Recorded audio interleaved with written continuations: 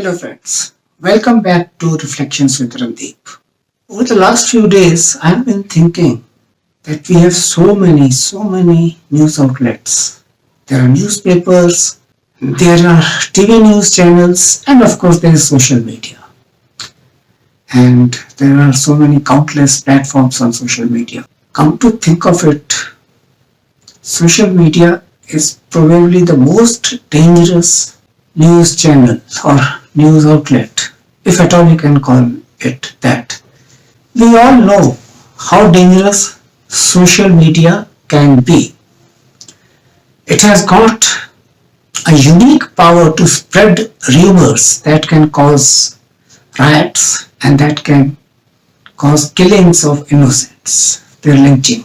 Unfortunately, our newspapers and TV news channels, not all but most of them, are not doing much better.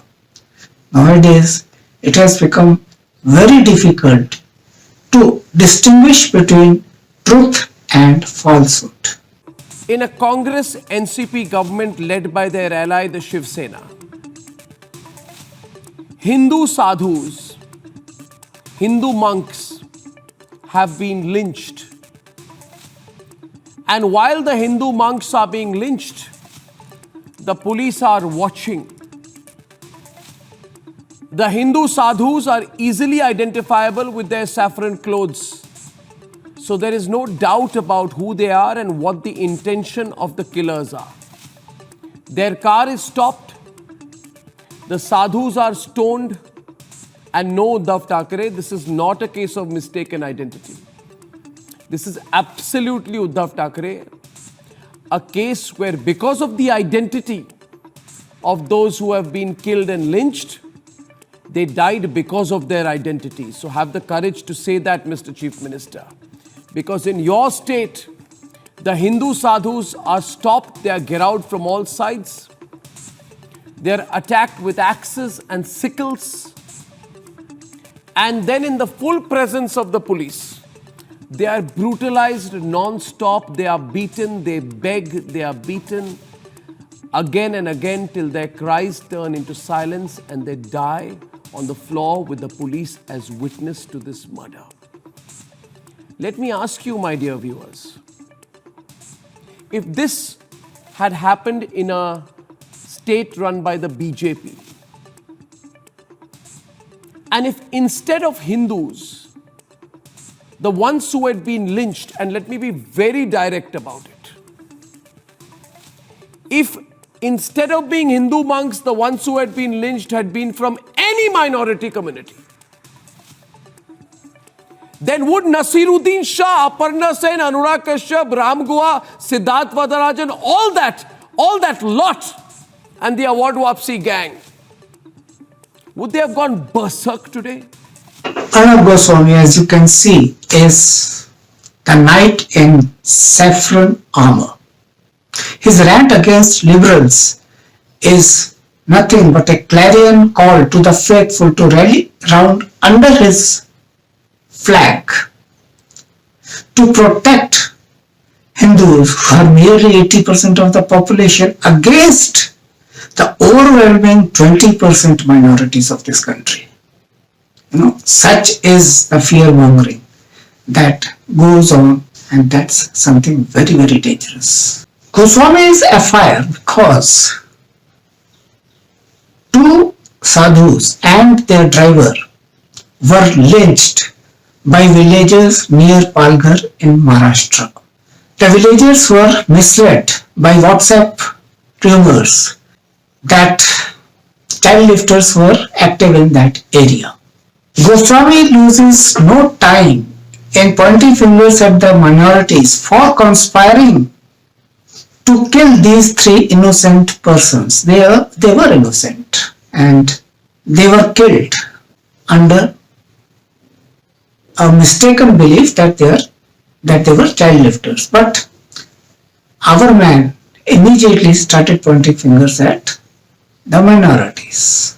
There was no proof of the conspiracy by minorities, but the word of Goswami is evidence in itself. आपके जो प्रदेश के गृह मंत्री हैं वो कह रहे हैं अफवाहबाजी में ये सब कुछ हो गया। ऐसी कैसी अफवाह जिसमें भगवाधारी साधु चोर नजर आते हैं? मतलब गृह मंत्री को तो सोच समझ के बोलना चाहिए ना, वो क्या बोल रहा है। अनिल देशमुख के इस बयान ने साधुओं को बहुत परेशान किया है और भारतवर्ष को परेशान किया है, समाज को परेशान किया है। देखा होगा भीड़ तंत्र को गलत फहमी बता देना बेहद शर्मनाक है। India 18, News India 18 jumps into the fray. He is an aspiring Arnab Goswami of Hindi media. He simply dismisses the statement of the Maharashtra Home Minister that the killers were Hindu too, that it was not a communal violence. But Amish, like Goswami, has absolutely no time for such trifles as truth and facts. The very fact that the victims were Hindus was enough to send his lurid imagination into overdrive. Palghar इलाके में एक गांव है गढ़ चिंचोली। यहां पर शनिवार को एक घटना हुई। अफवाहों पर आधारित ग्रामीण लोगों की भीड़ ने दो साधु संतों को और उनके साथ जा रहे एक कार चालक को पीट कर मार दिया। ये घटना बहुत दुखद है। पुलिस के 2 कर्मी भी इसमें निलंबित किए गए हैं और पुलिस ने 100 से ज्यादा लोगों को इस मामले में गिरफ्तार किया है, जिसमें से कुछ नाबालिग भी हैं। लेकिन इस पूरे मामले को जिस तरह से सांप्रदायिक रंग दिया जा रहा है, महाराष्ट्र के गृह मंत्री के बार बार कहने के बाद भी कि यह मामला 2 धर्मों के बीच का नहीं है। आप जानते हैं कि बिहार से लेकर बंगाल और बंगाल से लेकर केरल तक के व्हाट्सएप यूनिवर्सिटी में पालघर की घटना को लेकर जहरीले अफवाहों की भरमार आ चुकी है।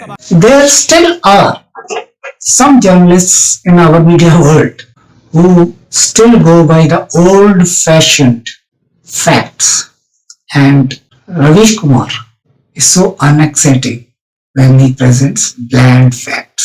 He cites the Minister of Maharashtra to emphasize that the killings were not communal, that it was a mistaken identity, and that more than 100 people have been arrested. But then there's no masala in what he's saying. What's the use of such journalism which does not excite the baser instincts of the viewers? Ravish refuses to go in for high decibel targeting of the saffron brigade's all-weather enemy. He refuses again to go in for high decibel demonizing of a community. And in these days of brazen doublespeak and loud newspeak, how can these such news channels afford journalists like Ravish Kumar who refuse to defer to the market trends? There is neither spice nor flavor in his presentation.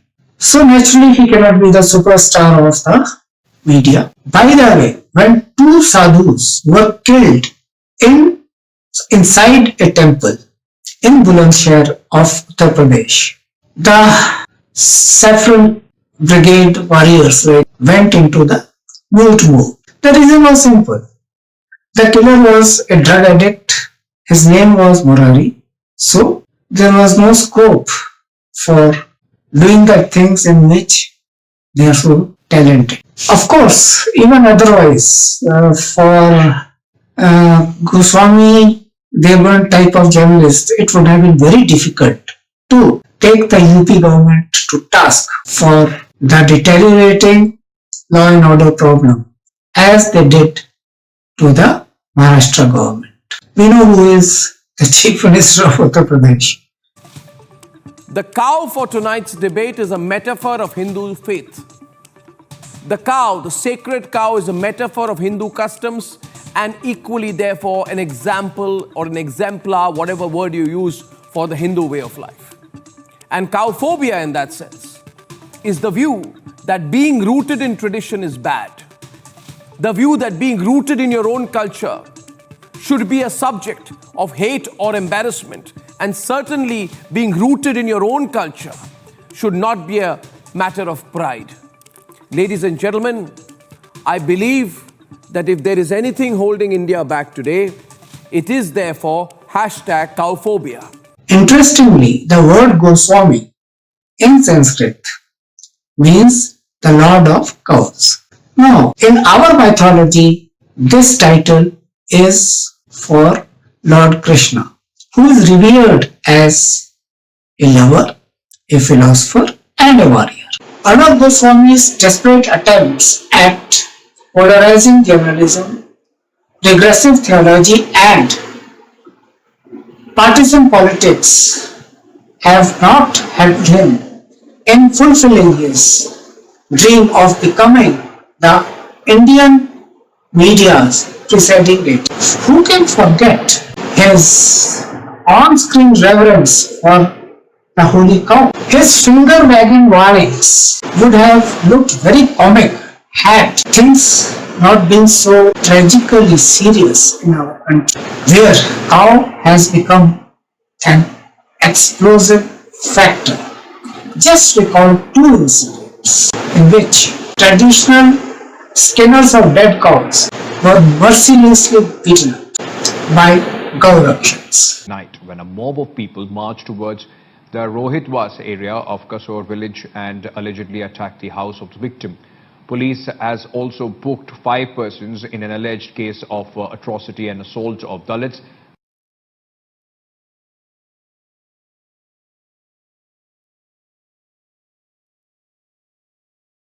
Goswami says that cows are part of Hindu traditions and customs. Fair enough.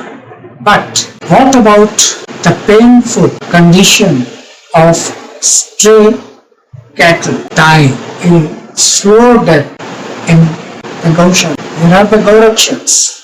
And where are the likes of Goswami? What about the stray cattle that has become a menace to the farmers in the villages and to the users, road users in the urban areas? In fact, in most of the cow belt, the explosive number of stray cattle is becoming a huge problem. Why doesn't Goswami, the Lord of Cows, tells Gaurakshans, the protectors of cows, to look after these stray cattle, to go to the cow shelters and care for them reverentially, instead of killing innocent people or beating them up?